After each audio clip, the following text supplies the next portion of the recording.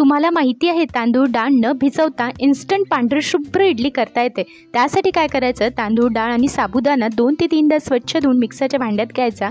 त्यामध्ये दही आणि पाणी घालून मिक्सरला बारीक करून घ्यायचं। बॅटर तयार झालं की त्यामध्ये मीठ घालून मिक्स करायचं आणि 10 मिनिट बाजूला ठेवायचं। तोपर्यंत चटणी करून घ्यायची। त्यासाठी तेल गरम झालं की त्यामध्ये हिरवी मिरची, शेंगदाणे, चणा डाळ, उडीद डाळ, तीळ छान तेलावर परतवून घ्यायचे। खरपूस भाजून झाले की थंड झाल्यानंतर मिक्सरच्या भांड्यात काढायचे। त्यामध्ये दही, पाणी, मीठ, कोथिंबीर घालून बारीक करून घ्यायचे। फोडणीसाठी तेल गरम झालं की मोहरी, जिरं, कढीपत्ता, हिरवी मिरची तेलावर परतवून घ्यायची। गरम फोडणी चटणीवर घालायची आणि आपली चटपटीत चटणी तयार।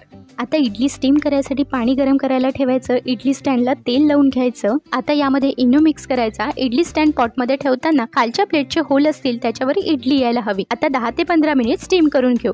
तर आपली इन्स्टंट तांदूळ व डाळीची इडली तयार आहे। रेसिपी आवडली तर लाईक करा, शेअर करा आणि सबस्क्राईब केलं नसेल तर नक्की करा।